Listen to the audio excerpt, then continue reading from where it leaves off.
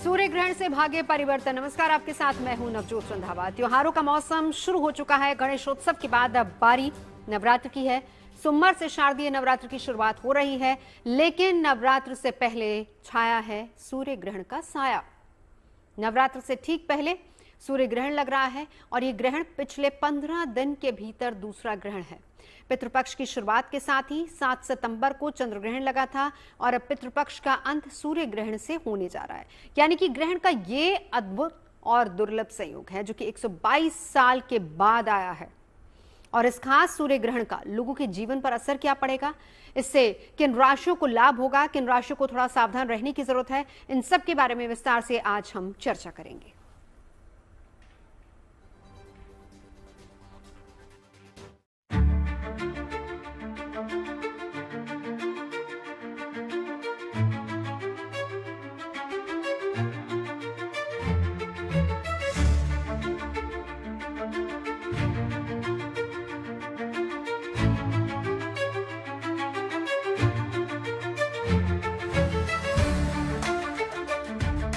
सूर्य ग्रहण वो समय जब चांद, पृथ्वी और सूर्य एक सीधी रेखा में आ जाते हैं और सूर्य यश, कीर्ति और वैभव का ग्रह है।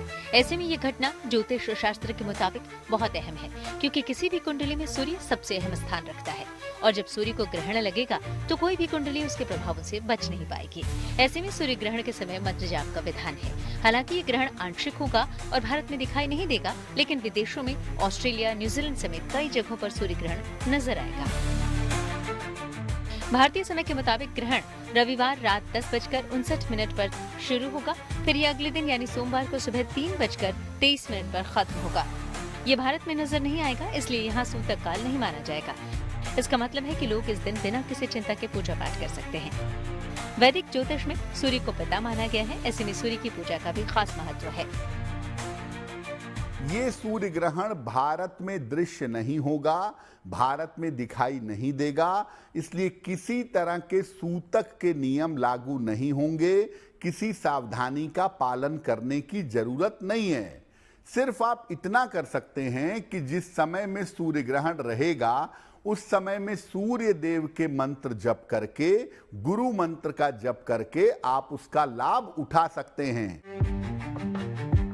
यानी करीब 4.5 घंटे के लिए लगने वाला साल का ये अंतिम सूर्य ग्रहण भारत में नहीं दिखेगा, हालांकि दक्षिणी गोलार्ध के कई हिस्सों में देखा जाएगा। अंटार्कटिका, ऑस्ट्रेलिया, दक्षिणी प्रशांत महासागर, न्यूजीलैंड और अफ्रीका के कई हिस्से शामिल होंगे।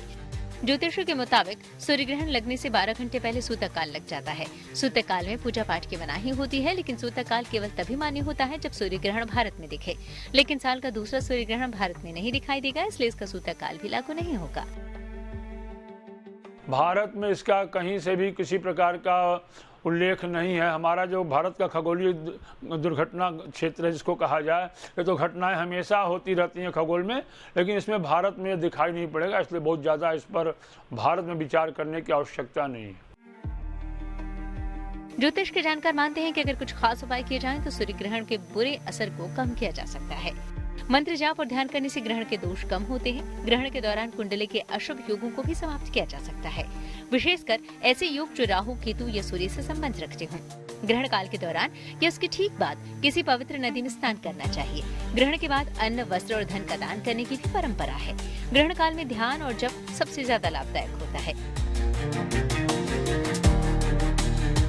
सूर्य ग्रहण एक खगोलीय घटना है, लेकिन ग्रहण कोई भी हो, ये ज्योतिषीय लिहाज से हर व्यक्ति के जीवन को प्रभावित करता है। इसलिए सूर्य ग्रहण पर ईश्वर का भजन कीर्तन कीजिए ताकि आपके ऊपर सूर्य की कृपा हमेशा बनी रहे। वाराणसी से रोशन जायसवाल के साथ bureau report, good news today.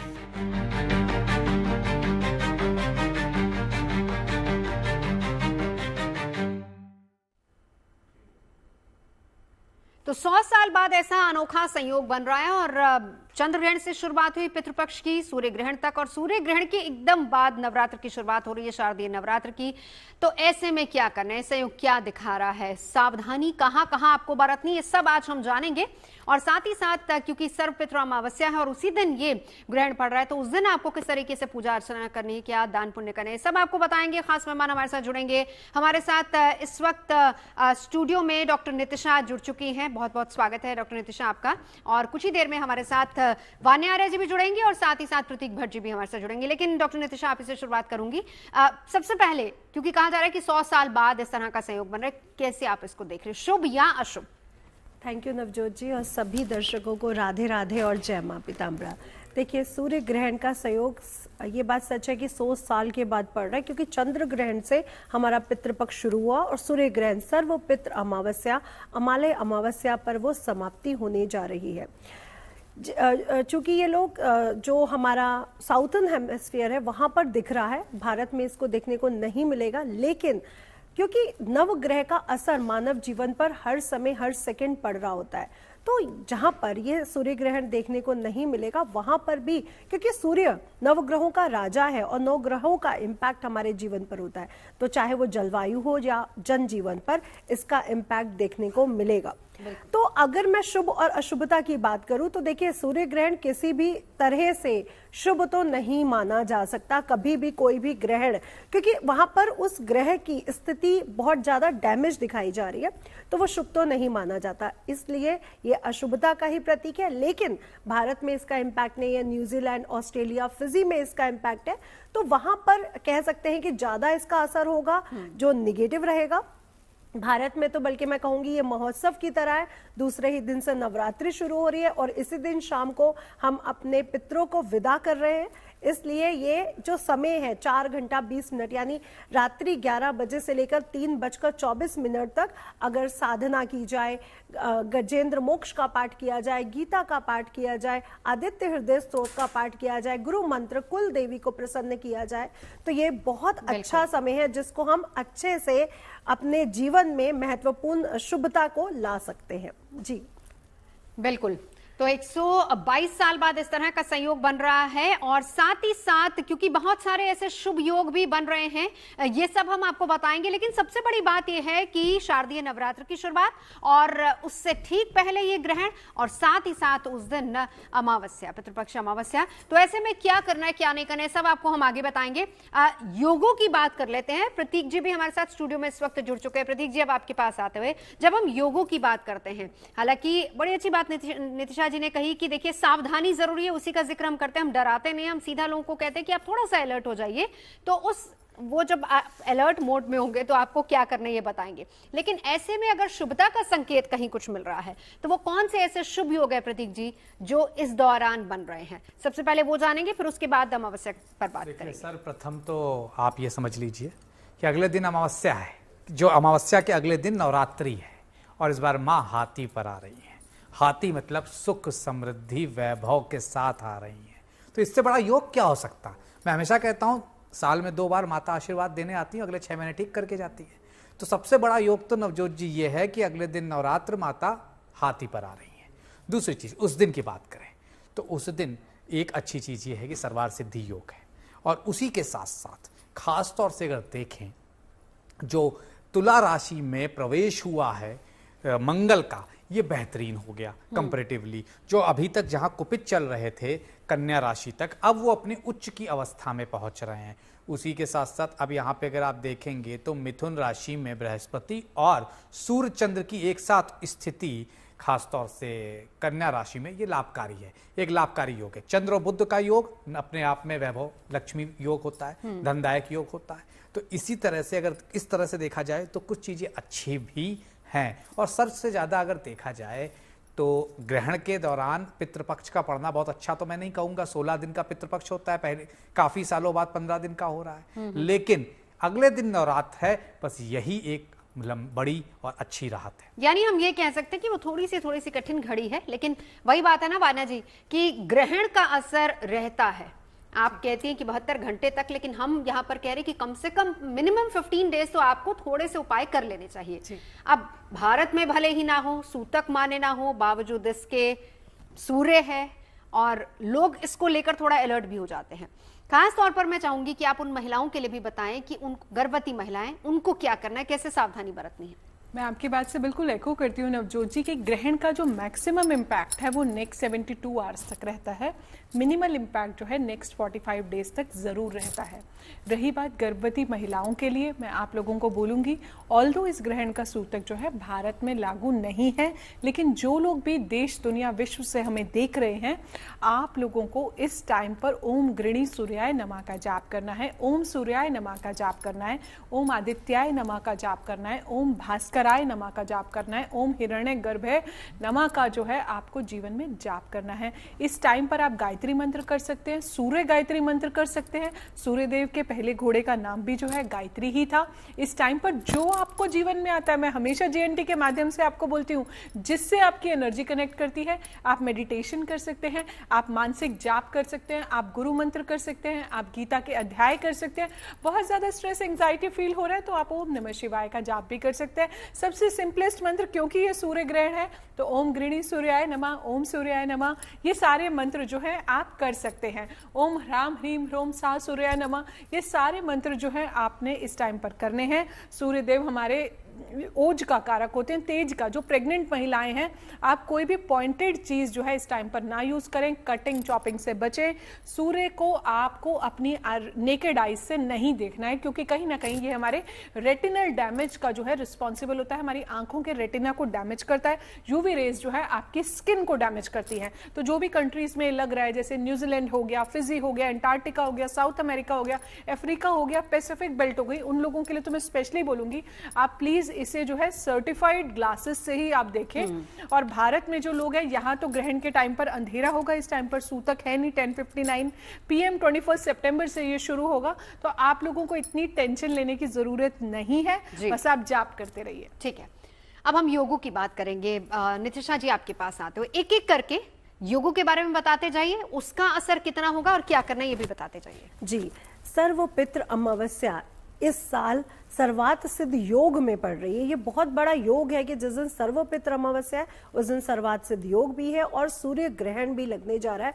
दिन रविवार का दिन है। और अगर गोचर, ग्रह गोचर की बात करें तो देखिए, कन्या राशि के उत्तरा फाल्गुनी नक्षत्र फॉलोड बाय हस्त नक्षत्र से वो आगे बढ़ रहे हैं, जहां पर शनि की 180 डिग्री यानी 7वीं दृष्टि सूर्य पर पड़ रही है। सूर्य और बुध एक साथ है, बुधा आदित्य राजयोग है, सूर्य चंद्रमा एक साथ है, क्योंकि अमावस के दिन ही सूर्य को ग्रहण लगता है। तो अमावस की रात्रि 11 बजे से लेकर 3:23 तक ये ग्रहण काल है। मैं आपके माध्यम से ये भी बोलना चाहूंगी, आपके चैनल के माध्यम से, कि जो लोग नवरात्रि का जो पूजन सामग्री है वो एक दिन पहले ही अपने घर पर ले आते हैं, तो कृपया इस चीज को इस साल ना दोहराएं कि नवरात्रि का जो पूजन सामग्री है वो एक दिन पहले आप लेकर के आए। इसको आपने सुबह उठ के लाना है, क्योंकि सूर्य ग्रहण की जो अवधि है वो रात्रि काल में लग रही है। जब वो समाप्त हो जाएगी उसके बाद ही अपनी आप तैयारियां कर सकते हैं। हमारे शास्त्रों में एक नियम बहुत उससे लिखा गया है कि जो नवरात्रि से पहले और अमावस के दिन स्पेशली, ये बहुत से ग्रंथों में लिखा गया है कि अमावस के दिन सफाई या कपड़े धोना या बहुत ज्यादा कूड़ा करकट नहीं निकालना चाहिए। ये गरुड़ पुराण में भी मेंशन है। तो कृपया अपने घर की जो सफाई है जो नवरात्रों से पहले होती है वो पहले ही कर लें, क्योंकि इस दिन किसी भी तरह की सफाई या मंदिर को भी साफ नहीं करना है। भले ही यहाँ पे सूतक पातक नहीं लग रहा है, लेकिन आपका मंदिर आप सुबह उठ के ही शुद्धिकरण करेंगे। इसको पहले से ही साफ करके रख ले, क्योंकि ये पूरा ही दिन आप मंदिर का शुद्धिकरण नहीं कर पाएंगे। और बहुत अच्छा योग है, माँ गज पर सवार होकर के आ रही है, इसलिए ये नवरात्रि, और नवरात्रों के लिए कहा भी गया है कि श्राद्ध घटते हुए और नवरात्रि बढ़ते हुए बहुत शुभ मानी जाती है। और इस बार की नवरात्रि बढ़ती हुई आ रही है, जो बहुत शुभ है। चलिए, उसी शुभ का संकेत क्या है वो भी हम समझेंगे आपसे, और बहुत इंपॉर्टेंट है क्योंकि घर स्थापना किस तरीके से करनी मैं चाहूंगी उसका विधि विधान भी आप आगे बताएं। लेकिन प्रतीक जी आपके पास आते हुए, ग्रहण भी अमावस्या भी दोनों एक साथ किस तरीके से पितरों का आशीर्वाद ले सकते हैं इस दिन? देखिए, ग्रहण भी और अमावस्या भी, और ग्रहण सूर्य चंद्र को ही लगता है और अमावस्या में पितरों की पूजा भी उन्हीं के लिए होती है। तो इससे अच्छा दिन नहीं अगर इसमें पॉजिटिविटी ढूंढी जाए। तो माता और पिता आपके हों चाहे आपके माता पिता के हों, उन्हीं के लिए आप श्राद्ध करेंगे। तो इस दिन कहा जाता है, अगर आपको किसी की भी तारीख नहीं पता है, आपको कुछ भी उनके बारे में नहीं पता है, तो उस दिन उनके नाम से बस दान कर दीजिए। क्या दान कर सकते हैं? सर्वश्रेष्ठ होता है जो उन्हें पसंद हो। जैसे अगर आपके माता पिता हैं लेकिन उन्हें उनके अपने माता पिता की डेट नहीं पता, तो उनसे पूछिए उन्हें क्या पसंद था। अगर उन्हें चावल पसंद थे, चावल का दान कर दीजिए। उन्हें अगर आटा पसंद था तो आटे का दान कर दीजिए। दूध दही पसंद था, उसका दान कर दीजिए। अब यहाँ पे एक चीज समझने वाली है, इस दिन को महालय कहा जाता है। महालय मतलब महान निवास कहा जाता है इसी दिन से, क्योंकि रात्रि से, जैसे नित्या जी बता रही थी, हम पूजा पाठ की शुरुआत कर देते हैं, तो माता का पृथ्वी पर आगमन होता है और अपने जो भी श्रद्धा उनके जो भक्त होते हैं उनके कष्टों का निवारण करने आती हैं पृथ्वी पर। तो इसीलिए ये आप कह सकते हैं कि इस तरह से खास तौर से पितृ पक्ष और ग्रहण का एक ही दिन पड़ना और उसके बाद नवरात्रि का आना अपने आप में बहुत कुछ समेटे हुए। इस दौरान आप सूर्याष्टकम का पाठ करें, गायत्री मंत्र का पाठ करें, ओम घृणी सूर्याय नमः का पाठ करें, ओम आदित्याय नमः का पाठ करें, और हो पाए तो राम रक्षा स्तोत्र पढ़ लीजिए। इससे क्या होगा, जो आपको एक भय है कि ग्रहण वो भी अमावस्या सर्पित्र अमावस्या के साथ, तो वो भी खत्म हो जाएगा। आपका स्वास्थ्य, आपका जीवन, आपका धन, आपकी नौकरी, सब राम रक्षा स्त्रोत से कहीं ना कहीं उसकी रक्षा होने लगती है। ठीक है, चलिए अब हम आपकी राशि के हिसाब से बात करेंगे। पहली 3 राशि वाना जी आपके पास आते हुए, क्योंकि देखिए हम कह रहे हैं और आप ये जो पूरा पैनल यहाँ पे बैठा, चाहे प्रतीक जी हैं, नितिशा जी हैं, आप सभी कह रहे हैं कि ये इसको एक शुभ तरीके से देखना चाहिए। और गुड न्यूज टुडे का मकसद ही ये है कि खबर चाहे कितनी नेगेटिव हो, हम उसमें से पॉजिटिविटी निकाल ही लेते हैं। यही बात प्रतीक जी ने अभी की है। तो इसमें हम जब पॉजिटिव की बात करते हैं तो पहली 3 राशियां अगर कहीं अशुभता है तो उसमें साथ ही साथ आप उपाय बताते जाइए, क्योंकि सावधान भी रहना वो भी बहुत जरूरी है। मेष, वृषभ और मिथुन। जी, मेष राशि की अगर हम बात करते हैं तो ये ग्रहण आपके कुंडली के 6ठे भाव में लगेगा, तो कहीं ना कहीं आपको अपनी हेल्थ का जो है थोड़ा सा ध्यान रखना है। छोटे मोटे इश्यूज जो हैं हेल्थ से रिलेटेड आ सकते हैं, लेकिन शत्रुओं पर जो है आपको विजय मिलेगी। अगर आप किसी भी कॉम्पिटिटिव एग्जाम के लिए जो है अपीयर कर रहे थे तो वहाँ पर भी आप देखेंगे कि कहीं ना कहीं आपको वहाँ पर जो है सक्सेस मिलेगा। इसके अलावा जो है उपाय के तौर पर आपको क्या करना है, स्वामी है आपके राशि के मंगल, तो ओम हनुमते नमः का जाप करना है। क्योंकि ये सूर्य ग्रहण है तो आप जो है ओम घृणी सूर्याय नमः का जाप कर सकते हैं, ओम सूर्याय नमः का जाप कर सकते हैं, गायत्री मंत्र कर सकते हैं, ओम भूर्भुवः स्वः तत्सवितुर्वरेण्यं भर्गो देवस्य धीमहि धियो यो न प्रचोदयात्। ग्रहण के बाद जो है स्नान दान की हमारे जीवन में, हमारी लाइफ में बहुत ज़्यादा महत्वता होती है, तो आपको ग्रहण के बाद कुछ भी लाल दान करना है। वैसे भी आपकी राशि के स्वामी मंगल देव हैं, तो अब अगर आप मसूर की दाल का दान करते हैं तो आपके दोनों दान हो जाएंगे। आपके पितरों को जो भी पसंद था, जो भी चीज़ें उन्हें खाने में पसंद थी, आप वो दान भी कर सकते हैं। गेहूं का दान कर सकते हैं या फिर गुड़ का दान भी कर सकते हैं। वृषभ राशि के लिए मैं कहूँगी कि आपके लिए भी ये ग्रहण जो है ये कहीं ना कहीं पॉजिटिव है। इसके इम्पैक्ट्स आपको आपकी लाइफ में बहुत सारे एरियाज में देखने को मिलेंगे। फिर चाहे वो आपकी लाइफ में आपका करियर है या आप और भी देखेंगे कि कहीं ना कहीं आपको एक सेंस ऑफ स्टेबिलिटी, जो पहले जो आपका टाइम था, अभी जो है कंपैरेटिवली जो है ये टाइम जो है आपको थोड़ा सा बेटरमेंट फील होगी। और कहीं ना कहीं आपका मन जो इतने टाइम से मचल रहा था वो भी जो आप देखेंगे कि एक सेंस ऑफ सिक्योरिटी आपको फील होगी। उपाय के तौर पर आपको क्या करना है, उपाय के तौर पर सूर्य सहस्त्रनाम का पाठ कर सकते हैं, सूर्य अष्टकम का पाठ कर सकते हैं, तो आप देखेंगे आपको थोड़ा सा बेटर फील होगा। मिथुन राशि की अगर हम बात करते हैं, मिथुन राशि के स्वामी जो हैं बुध देव हैं। हालांकि ये ग्रहण जो है कन्या राशि में लग रहा है, लेकिन कहीं ना कहीं इम्पैक्ट तो आप लोगों पर आएगा। इस टाइम पर आपको जो है अपने मानसिक शांति बनाए रखनी है, किसी से भी किसी भी तरह का आर्ग्यूमेंट नहीं करना है। हालांकि ये ग्रहण जो है आपको कहीं ना कहीं प्रॉपर्टीज़, लग्जरीज, आपकी मदर की हेल्थ में थोड़ा सा इम्प्रूवमेंट होता दिखेगा, पर पिता की सेहत का आपको ध्यान रखना है। इस ग्रहण पर उपाय आपको क्या करने हैं, आपको जो है पितृ गायत्री मंत्र, सूर्य गायत्री मंत्र, सूर्य अष्टकम, ओम भास्कराय नमः, ओम आदित्याय नमः, अपने घर के ईस्ट डायरेक्शन को अगर आप क्लीन करते हैं, सूर्यदेव हमारे घर के ईस्ट जोन को गवर्न करते हैं, तो ईस्ट डायरेक्शन को अगर आप क्लियर रखते हैं तो वो आपके लिए बहुत ज़्यादा अच्छा है। और जो है जब ग्रहण के बाद जब नवरात्रि शुरू होगी तो आपके ईस्ट वॉल पर 7 इंचेस से कॉपर या ब्रास के आप सूर्यदेव जो है लगा सकते हैं। सूर्य यंत्र की स्थापना भी इस टाइम पर आप ग्रहण के बाद नवरात्रि के पहले दिन आप कर सकते हैं। बिल्कुल, चलिए बाकी राशियों का जिक्र करेंगे, लेकिन उससे पहले अब क्योंकि एक दिन पहले अमावस्या है, ग्रहण लग रहा है, नितिशा जी आप ये बता रहे कि सब कुछ नवरात्र से जुड़े जितने भी काम हैं वो आपको उसी दिन करने होंगे, यानी कि पहले नवरात्र के दिन, यानी कि 22 तारीख को, क्योंकि उसी दिन शुभ मुहूर्त भी पड़ रहा है। मुहूर्त भी बताइए और साथ ही साथ घट स्थापना किस तरीके से करनी वो भी बताइए। जी, तो सबसे पहले 22 तारीख से ही नवरात्रि की शुरुआत हो रही है और सुबह 6:08 से ये मुहूर्त शुरू हो रहा है, जो 8:06 तक रहने वाला है। तो ये जो समय है, इस समय आप घट स्थापना कर सकते हैं, इसलिए आपको सामान सुबह ही लाना और ब्रह्म मुहूर्त में उठकर आपको मंदिर की साफ सफाई करनी होगी। जो इस समय भी नहीं कर पा रहे हैं किसी भी कारणवश, वो 11:30 बजे से लेकर 12:30 बजे तक दोपहर में अभिजीत मुहूर्त में भी घट स्थापना कर सकते हैं। अब जैसे घट स्थापना की जाती है तो हम देखते हैं घट है जिसमें पंच पल्लव से हम उसकी स्थापना करते हैं, जिसे हम देवी का आवाहन भी कहते हैं, और पंच तत्वों को भी एक्टिवेट करते हैं और साथ ही साथ गणेश जी, शिव जी, विष्णु जी और ब्रह्मा जी को भी एक्टिवेट करते हैं, उनका आवाहन करते हैं।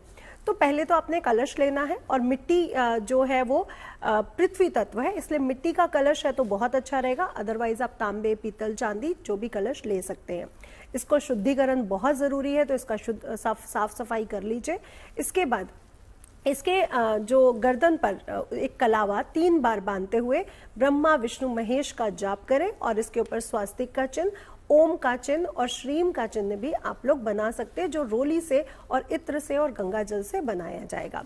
अब इसके बाद एक चौकी को पूरा साफ करके उस पर लाल रंग का कपड़ा बिछाकर अष्टदल बनाते हुए, यानी चावल को आप पहले रोली से हल्का सा लाल कर लीजिए और उसका अष्टदल कमल बनाते हुए आपने कलश की स्थापना करनी है। अब इस कलश में सर्वप्रथम गंगा जल, हल्दी की 1 गांठ, 1 इलायची, 2 लौंग, 1 चांदी का या कोई भी सिक्का आप रख सकते हैं और 1 सुपारी रखना बिल्कुल भी ना भूलें। अब पंच पल्लव की बात आती है, जो आकाश तत्व को भी दिखाता है। हमारे शास्त्रों में पंच पल्लव के बारे में बहुत अच्छी विवेचना की गई है कि आम का पत्ता, पीपल का पत्ता, पलाश का पत्ता, बरगद का पत्ता ये होने चाहिए। लेकिन अगर आपको ये पंच पल्लव में से नहीं मिल रहे हैं तो जो अशोक लगा लेते हैं अपने घर में, वो बिल्कुल भी नहीं लगाया जाना चाहिए, क्योंकि ये जो अशोक, जिस अशोक वृक्ष के नीचे सीता जी बैठी थी, ये वो अशोक नहीं है। इसलिए आप आम के पत्तों का इंतजाम करिए और आम के पत्तों से भी आप पंच पल्लव बना सकते हैं। उसके बाद नारियल की स्थापना होगी। ये जो नारियल है, इसके ऊपर आपने कपड़ा या चुन्नी को लपेट कर ही इसकी स्थापना करनी है। अब ये गणेश जी, विष्णु जी, ब्रह्मा जी और शिव जी और साथ ही साथ माँ दुर्गा, आदि भवानी का आवाहन करते हुए कलश की स्थापना की जानी चाहिए। एक चीज मैं और इसमें जोड़ना चाहूंगी कि ये जो पूरी नवरात्रि पड़ रही है, इस बार 4 रवि सिद्ध योग है, सर्वात सिद्ध योग है, इसलिए सब बार की नवरात्रि भी बहुत ज्यादा विशेष और वैसे भी तिथि क्योंकि बढ़ी हुई होती है तो कहा जाता है कि शुभ होती। पॉजिटिव चीजें क्या क्या हैं वो भी बताएंगे, कहीं अलर्ट रहने की जरूरत है तो वो भी आपको बताएंगे। तमाम खास मेहमान हमारे साथ लगातार जुड़े हैं। प्रतीक जी हमारे साथ हैं, वान्या जी मौजूद हैं, डॉक्टर नितिशा हमारे साथ मौजूद हैं। तो चर्चा इसी को लेकर हो रही थी, लेकिन प्रतीक जी आपके पास आते हुए देखिए, थोड़ा अलर्ट करना जरूरी हो जाता है, क्योंकि जब हम कहते हैं ना कि भाग्योदय होगा तो भाग्योदय भी हमारे हाथ में होता है। इसीलिए कहीं कुछ गड़बड़ है, खराबी है, तो उसको सही कर लिया जाए। ऐसे कौन से ग्रह योग बन रहे हैं जो थोड़ा नेगेटिव संदेश दे रहे हैं, संकेत दे रहे हैं, तो उसमें हम किस तरीके से पॉजिटिविटी निकाल सकते हैं? तो अपनी पंचलाइन वापस दोहराऊंगा, डरना मना है लेकिन सावधान रहना जरूरी है। देखिए, ज्योतिष क्या है, आपको अगर सकारात्मक पहलू है तो नकारात्मक पहलू बता के आपको आगाह कर रहा होता है कि भाई ये उपाय कर लो, ये काम मत करना, गाइडेंस ही है। तो जैसा कि आपने बोला, तो 2 बहुत ही खराब योग भी बन रहे हैं जिसको हम नजरअंदाज नहीं कर सकते, क्योंकि 2 प्राइम प्लैनेट के साथ बन रहे हैं। सूर्य के साथ इस दौरान, सूर्य क्योंकि कन्या राशि में रहेंगे, सूर्य के साथ सडाष्टक योग राहु का बन रहा है। अब दूसरी चीज, मंगल प्लैनेट ऑफ एनर्जी, ऊर्जा के कारक, उसका भी इस दौरान अगर आप देखें तो शनि के साथ सडाष्टक योग बन रहा है। तो आप देखिए 4 ग्रह, सूर्य मंगल एनर्जी और सत्ता चलाने वाले, शनि राहु जनता चलाने वाले, नीतियां बनाने वाले, इन चारों का सडाष्टक योग में आ जाना देश के लिए, दुनिया के लिए, जनता के लिए, सरकार कुछ ऐसी कड़वी दवाइयां दे सकती हैं तमाम देशों में जो कि हितकारी ना हो। ऐसे और निर्णय आ सकते हैं कुछ देशों के लिए जिसमें भारत की इकोनॉमी में भी थोड़ा सा डैमेज रहे 30 अक्टूबर तक। शेयर मार्केट में उतार चढ़ाव जो हो रहा है चलेगा 30 अक्टूबर तक, 30 अक्टूबर के बाद बेहतरी आ जाएगी। तो ये योग जो बन रहे हैं, उसी के साथ साथ समसप्तक योग, जिसे हम बार बार कह रहे हैं, सूर्य शनि आमने सामने 30 साल बाद कन्या राशि में है। कन्या राशि क्या? पृथ्वी तत्व की राशि, पृथ्वी पर ही सारे सुख भोगे जाते हैं और पृथ्वी तत्व से ही सुख देखे जाते हैं कुंडली में, उसको ग्रहण है। और उसी पर ही समसप्तक योग शनि का। तो अंधेरा और प्रकाश कभी मिल नहीं सकते, तो सूर्य प्रकाश है, शनि अंधेरा है। तो ये 3-4 योग जो हैं निश्चित तौर पर खतरनाक हैं। इनके लिए क्या करें? तो इस दौरान आपको अगले दिन सोमवार के दिन नवरात्रि है, प्रतिपदा तिथि है, शिव मंदिर में जाकर जलाभिषेक कर देना है, गन्ने के रस से अभिषेक कर देना है। उसी के साथ साथ तो शनि की शांति हो जाएगी, दूध में थोड़ा तिल डाल लीजिएगा। उसी के साथ साथ सूर्य का दान कर दीजिएगा। क्या हो सकता है? गेहूं हो सकता है, गुड़ हो सकता है, मक्का हो सकती है, इनका दान कर दीजिएगा। राहु की बात करें तो छाते का या कंबल का दान शनि के लिए कर दीजिएगा। मंगल की बात करें तो मसूर की दाल का दान द्वितीया तिथि में मंगलवार के दिन मतलब 23 तारीख को मसूर की दाल का दान कर दीजिएगा। तो ये चारों ग्रह इस तरह से जो खराब योग पे ग्रसित हैं षडाष्टक योग में, इनसे आपको लाभ मिल जाएगा। चलिए, कहीं संकट है तो उपाय भी साथ ही साथ हैं, आप वो कर सकते हैं। वाने जी, अगली 3 राशियों की बात करेंगे। थैंक यू नवजोत जी। कर्क राशि की अगर हम बात करते हैं तो ये ग्रहण कहीं ना कहीं आपके कुंडली के तृतीय भाव को इम्पैक्ट करेगा। तो कहीं ना कहीं इस टाइम पर आपको अपने फ्रेंडशिप से लाभ होगा। कुछ ना कुछ फॉरेन ट्रैवल्स जो हैं वो भी इस समय पर आपके हो सकते हैं। पराक्रम साहस में वृद्धि आएगी, पर थोड़ा सा एनर्जी लेवल जो है डाउन भी हो सकता है ग्रहण के आसपास। तो उस चीज़ को आपको मेंटेन करके रखना है। अपनी डायलॉग डिलीवरी से किसी भी दोस्ती में जो है आपको कोई भी लड़ाई नहीं करनी है, कोई भी आर्ग्यूमेंट जो है इस टाइम पर आपको नहीं करना है। Short term foreign travels on site के योग जो हैं वो भी बनते हैं। कोई छोटी मोटी जर्नी जो है वो हो सकती है और आपके भाइयों से भी जो है इस टाइम पर आपको काफ़ी अच्छी सपोर्ट मिल सकती है। उपाय के तौर पर आपको क्या करना है? ग्रहण में स्नान दान का बहुत ज़्यादा महत्व होता है। तो अगले दिन जो है आप आटा दान कर सकते हैं, सूर्य सहस्त्र नाम का पाठ कर सकते हैं, सूर्य देव को जल में कुमकुम डाल के और लाल फूल डाल के जो है सूर्य देव को आप अर्घ अगर देते हैं, याद रहे ग्रहण के अगले दिन, तो आपके लिए बहुत ज़्यादा ये शुभ होगा। ग्रहण के टाइम पर जब ग्रहण खत्म होगा तो जब आप जल देते हैं, जल देने की एक विधि होती है। आपको सूर्यदेव के 12 नाम हर परिक्रमा पे एक एक नाम लेना है। जैसे ओम आदित्याय नमः, ओम भास्कराय नमः, एक एक परिक्रमा करते जाइए, 12 उनके नेम जो है लेते जाइए। आप देखेंगे आपकी लाइफ में आपका सूर्य जो है बहुत अच्छा हो जाएगा। अगली राशि पर चलते हैं, सिंह राशि पर। सिंह राशि की अगर हम बात करते हैं, ये ग्रहण आपके द्वितीय भाव में लगने वाला है, यानी कि आपके धन भाव में लगने वाला है। इस टाइम पर फैमिली से सपोर्ट तो मिलेगी, लेकिन गलती से भी आपको अपने पिता से किसी भी तरह का जो है इस समय पर आर्ग्यूमेंट नहीं करना है। जीते जी अपने पिता की जितनी सेवा करते हैं, मैं कहती हूँ चाहे सर्वपित्र अमावस्या पर यह ग्रहण है, बट पूरी लाइफ जितना आप अपने पेरेंट्स की सेवा करते हैं आपको बहुत लाभ मिलता है। सिंह राशि के स्वामी सूर्यदेव जो कि हमारे पिता के कारक है, तो उनसे आशीर्वाद जो है आप हमेशा लें। और जो है आपको गुड़ का दान, गेहूं का दान, सतनाजा का दान जो है अगर आप कर लेते हैं, ओम सूर्याय नमः, ओम घृणी सूर्याय नमः। अगली राशि पर चलते हैं, कन्या राशि पर। कन्या राशि पर जो है आपका प्रथम भाव जो है कुंडली का इम्पैक्ट होगा। कहीं ना कहीं ये ग्रहण जो है बुध अभी उच्च राशि के चल रहे हैं, तो इस टाइम पर आपको मान सम्मान में वृद्धि आएगी, आपकी हेल्थ में जो है इम्प्रूवमेंट्स आएंगी। आप ओवरऑल देखेंगे चाहे कोई भी एरिया आप अपनी लाइफ का उठा लें, वहाँ पर जो है आपको बहुत ज़्यादा पॉजिटिविटी मिलेगी। पर थोड़ा सा ध्यान रखना पड़ेगा क्योंकि ये ग्रहण आप ही की राशि में लग रहा है, तो थोड़ा सा अपना एक्सरसाइज, मेडिटेशन, जाप आप करते रहें। उपाय के तौर पर आपको करना क्या है? आपको सूर्य गायत्री मंत्र, माँ गायत्री की उपासना, गायत्री मंत्र जो है ये सारी चीजें आप करेंगे। सूर्य अष्टकम सुनेंगे, सूर्य सहस्त्र नाम भी सुनेंगे। दान के तौर पर आप कुछ भी लाल दान, लाल मसूर की दान, लाल फूलों का दान या फिर गेहूं का दान कर सकते हैं। बिल्कुल नितिशा जी, अब शुभ ग्रहों की भी बात यहाँ कर लेते हैं। शुभ संकेत क्या क्या मिल रहे हैं?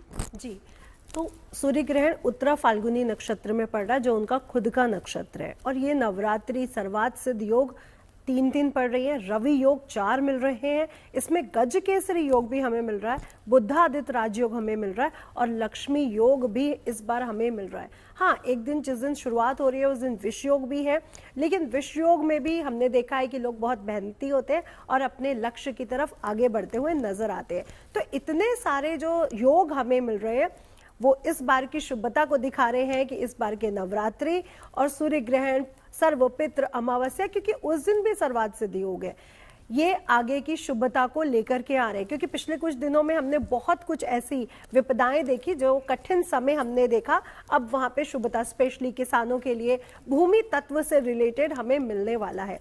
लेकिन जो भारत का पूर्वी क्षेत्र है वहां पर दुर्घटनाएं, कुछ आगजनी हो जाना, फॉरेस्ट में चाहे आग लग जाए या कोई ऐसी दुर्घटना जो हमारे लिए अच्छी ना हो, ऐसे होने के चांसेस भी आने वाले समय में बनते हुए नजर आ रहे हैं, क्योंकि दो ग्रहण बहुत नजदीक नजदीक पड़ गए हैं, इसलिए ये दुर्घटनाएं भी होते हुए नजर आ रही हैं। साथ ही साथ उसका उपाय भी बताते जाइए। जी, उपाय के तौर पर बस मैं इतना कहना चाहूंगी, अगर हम नवग्रहों के राजा को ही प्रसन्न कर लेते हैं तो नवग्रह भी हमसे प्रसन्न हो जाते हैं। और खुद भगवान कृष्ण विष्णु ने हमें ये कहा है कि जो नवग्रहों में जो मैं हूं वो सूर्य में हूं, पीपल के वृक्ष में मैं हूं, गीता में मैं हूं। तो अगर आप सूर्य देवता की आराधना करते हैं, उनको जल देते हैं, आदित्य हृदय स्त्रोत का पाठ करते हैं, गजेंद्र मोक्ष पढ़ते हैं, राम रक्षा स्त्रोत पढ़ते हैं, तो आपके चाहे कोर्ट कचहरी से रिलेटेड बड़े बड़े मामले हो, क्योंकि यहाँ पे शासन और सत्ता को ग्रहण लगने जा रहा है, तो कई लोग जो जॉब्स में जो सरकारी चीजों से रिलेट कर रहे हैं उनको भी कुछ कठिनाइयां आने को मिल सकती हैं। इसलिए ये सबका पाठ करिए। ओम घृणी सूर्याय नमः का जाप करके देखिए, आपको बहुत अच्छा लगेगा। और मैं कहती हूँ आदित्य हृदय स्त्रोत का पाठ जो नवजोत जी जो भी कोई कर लेता है उसमें आत्मविश्वास वैसे भी भरपूर हो जाता है, क्योंकि राम जी ने भी युद्ध से पहले, रावण के युद्ध से पहले आदित्य हृदय स्तोत्र का पाठ किया था, उसके बाद ही वो युद्ध पे विजय प्राप्त कर पाए थे। तो हमारे दिन भर की जो भी युद्ध चलते हैं उसमें भी हमें विजय देते हैं आदित्य हृदय स्तोत्र। तो ये सबसे बड़ा उपाय है, सभी को ये पढ़ना चाहिए, जाप करना चाहिए। गुरु मंत्र कुल देवी का जाप जरूर करें। और अमावस्या की रात को, जिस समय ग्रहण शुरू होने से पहले, अपने मुख्य द्वार के बाहर एक सरसों के तेल का दीपक जलाना, या तालाब के किनारे या पीपल के वृक्ष के नीचे जरूर करें, इसको बिल्कुल ना भूलें। चलिए अगली 3 राशियां वाने जी। तुला राशि की अगर हम बात करते हैं, ये ग्रहण आपके कुंडली के 12वें भाव पे लगेगा। 12वां भाव जो है आपके खर्चे बढ़ेंगे। इस टाइम पर आपको अपने एक्सपेंसेस को जो है थोड़ा सा कंट्रोल में रखना है। किसी से भी कोई बहस नहीं करनी, किसी लीगल उससे बहस नहीं करनी है। और अपनी हेल्थ का आपको बहुत अच्छे से इस समय पर ध्यान रखना है।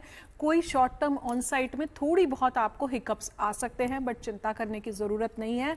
भगवान आदित्य की आप जितनी उपासना करेंगे आपके जीवन में उतनी शुभता आएगी और आप अपने लीगल और कोर्ट कचहरी और हॉस्पिटल वाली चीज़ों से जो है बचे रहेंगे।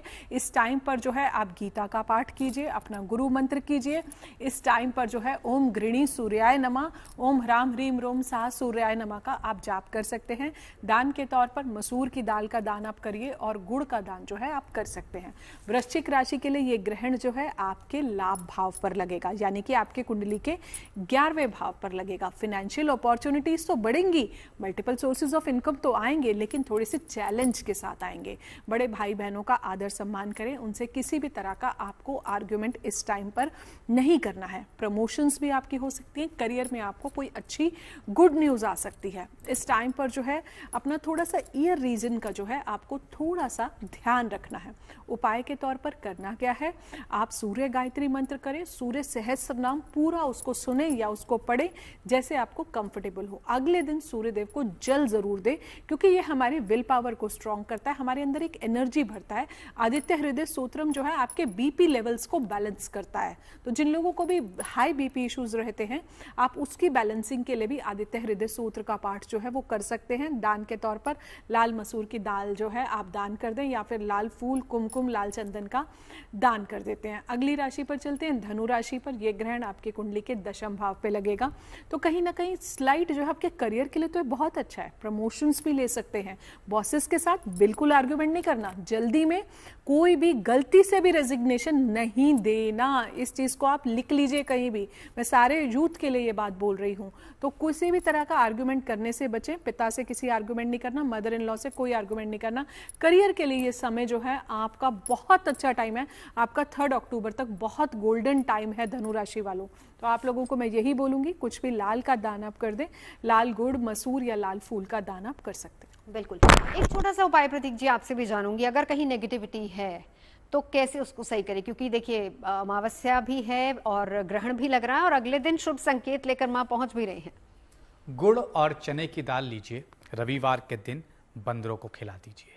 उसी के साथ साथ तांबे का एक कड़ा लीजिए, अपने बेटे को या अपने पिता को वो पहना दीजिए। सूर्य देव की उपासना करते हुए केसरिया लाल रंग के वस्त्र, खास तौर से 2 बजे के पहले पहले जब सूर्य परम अवस्था में आने से नीचे घटने लगते हैं, तो उस दौरान केसरिया लाल वस्त्र किसी मंदिर में जाके दान कर दीजिए। चाहे ग्रहण हो और चाहे ये आप अमावस्या का दान मान लीजिए, दोनों में ही लाभ मिलेगा ही मिलेगा। गौ माता की सेवा इस दिन खास तौर से लाभकारी रहती है। अच्छा, एक चीज और, क्योंकि ये जो उपाय आप बता रहे हैं सिर्फ उसी दिन करना है या फिर हम हर रविवार कर सकते हैं? देखिए, हर रविवार कर दें तो बहुत अच्छा, लेकिन हाँ, इस दिन रविवार, ये रविवार विशेष है क्योंकि अगले दिन नवरात्र है, सर्वपित्र अमावस्या है, महालय है और खास तौर से ग्रहण भी है, तो इस दिन तो जरूर करना है। ठीक है, आखिरी 3 राशियां, वान्या जी। आखिरी 3 राशियों की अगर हम बात करते हैं, मकर, कुंभ, मीन। मकर के लिए ये ग्रहण अच्छा है, आपके भाग्य भाव की वृद्धि होगी, लेकिन पिता की सेहत का आपको थोड़ा सा इस टाइम पर ध्यान रखना है। कुछ आपकी एजुकेशन में जो है थोड़ी बहुत बाधाएं आ सकती हैं। ये टाइम पर भाग्य आपका साथ तो देगा, लेकिन साथ में आपको थोड़ी सी मेहनत और चैलेंजेस के साथ आपका ये ग्रहण जो है साथ देगा। उपाय के तौर पर आपको करना क्या है? उपाय के तौर पर आप सूर्य स्रोत करें। आप इसके बाद सूर्यदेव के 12 नाम का पाठ जो है अगर आप कर सकते हैं, जब आप सूर्यदेव को जल देते हैं तो उनसे विनती करें कि आपके भाग्य में वृद्धि लाएं, कहीं ना कहीं आपके जीवन में उस तेज को बढ़ाएं और उस ओज को बढ़ाएं। पिता के पैर छूकर जो है आपको नमन जरूर करना है। उपाय के तौर पर कुछ भी लाल दान कर सकते हैं, लाल फूलों का दान, लाल चंदन का दान। किसी गवर्नमेंट एम्प्लॉय, गवर्नमेंट ऑफिशियल को आप अगर कुछ गेहूं का दान कर देते हैं तो वो भी आपके लिए बहुत ज्यादा शुभ होगा। गुड़ का दान करें और तांबे का दान भी कर सकते हैं। कुंभ राशि के लिए मैं कहूंगी थोड़े बहुत चैलेंजेस जो है मुझे दिखते हैं। यहाँ कहीं ना कहीं को आपकी कुंडली का अष्टम भाव इंपैक्ट हो रहा है, तो आपको इस टाइम पर अपने हेल्थ का बहुत ज्यादा ध्यान रखना है। 7.5 का आखिरी चरण भी आपका चल रहा है और कहीं ना कहीं आपकी राशि में इस समय पर राहु देव भी विराजमान है। तो इस टाइम पर आप जितना हो सकता है इन लॉज के साथ कुछ भी आप आर्ग्यूमेंट नहीं करें। कहीं से कुछ अनएक्सपेक्टेड धन जो है वो जरूर आपकी लाइफ में आ सकता है। दान के तौर पर आप कुछ भी, फिर से मैं यही बोलूंगी, गुड़ का दान, तांबे का दान, सतनाजा का दान, अनाज का दान या फिर किसी भी गरीब को खाना खिला दो। कुछ अपने पितरों को जो पसंद है वो आप कर दो और इसके अलावा सूर्य सहस्त्रनाम और गीता का पाठ कर लें। अंतिम राशि पर आ जाते हैं, मीन राशि पर। मीन राशि के लिए ये ग्रहण आपकी कुंडली के सप्तम भाव पर लगेगा। आपको अपने लाइफ पार्टनर के साथ किसी भी तरह का आर्गुमेंट नहीं करना है। मैरिटल रिलेशनशिप्स को कॉर्डियल रखना है। बिजनेस पार्टनरशिप्स में, कोई नई पार्टनरशिप में इस टाइम पर जो है आप एनरोल ना कीजिए और ये जो टाइम है आपके लिए वृद्धि लाएगा, रिलेशनशिप्स को स्मूथ करेगा, पर आर्ग्यूमेंट नहीं करना लाइफ पार्टनर से। ये चीज मैं पहले ही आप लोगों को बोल रही हूँ। और इस टाइम पर जो है उपाय के तौर पर आपको करना क्या है? सूर्य अष्टकम का पाठ, आदित्य हृदय स्तोत्रम का पाठ और कहीं ना कहीं जो फादरली फिगर्स हैं, खाली पिता ही नहीं, आपके आसपास जो भी फादरली फिगर्स हैं उनको पैर छूकर उनका नमन कीजिए। दान के तौर पर लाल दान, लाल चंदन और सतनाजा का दान, और अपने पूर्वजों के लिए अगर आप जो दान निकालते हैं किसी ब्राह्मण को आप खिला दें तो वो आपके लिए बहुत ज्यादा शुभ होगा। सूर्यदेव को हर दिन जल दें, हर दिन अपने पिता की सेवा करें। चलिए 30 सेकेंड्स, लास्ट एक उपाय, नितिशा जी। जी, तो महालय जो अमावस्या है वो बहुत विशेष है। जब कर्ण भी गए तो उनको अनाज और जल नहीं मिला, इसलिए उनको वापस आना पड़ा पितरों की सेवा के लिए। इसलिए अन्न और जल का दान करना बिल्कुल भी ना भूले। अंधों को, लूले लंगड़ों को, कुत्ते को, कौवे को और गाय को अगर आप भोजन खिला देते हैं, पूरा ही साल, पितरों की सेवा पूरा साल होनी चाहिए, सिर्फ पितृ पक्ष में क्यों। और देवी की पूजा भी पूरा साल होनी चाहिए। हमारे घर में माँ के रूप में, स्त्री के रूप में और बेटी के रूप में, बहन के रूप में। तो अगर ये उपाय भी हम कर लेते हैं तो हमारे जीवन से सभी प्रकार के कष्ट दूर हो जाएंगे। चलिए, बहुत बहुत शुक्रिया आप तमाम खास मेहमानों का हमारे साथ जुड़ने के लिए। नवरात्र, लेकिन उससे पहले अमावस्या और उस पर ग्रहण, किस तरीके से भाग्योदय आपका होगा, नेगेटिव पॉजिटिव है, सब कुछ हमने आपको बताया। फिलहाल अभी के लिए इतना ही।